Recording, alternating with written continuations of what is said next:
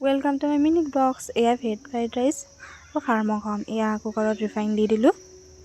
এতিয়া তাতে পিঁয়াজ দি দিলোঁ, তাৰপিছত জলকীয়া, লং, ইলাচি দি দিলোঁ।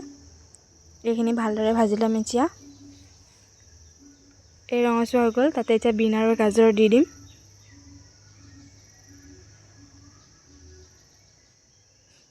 এইখিনি এতিয়া ভালদৰে ভাজি ল'ম।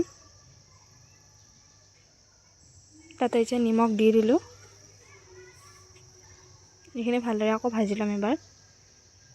তাৰপিছত তিয়াই থোৱা চাউলখিনি ইয়াতে দি দিলোঁ। এতিয়া এইখিনি ভালদৰে ভাজি ল'ম।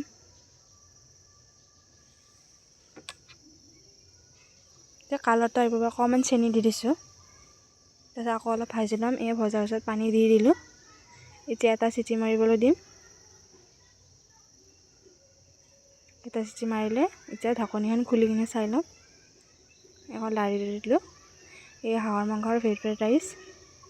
এতিয়া খাই চাম কেনেকুৱা হৈছে।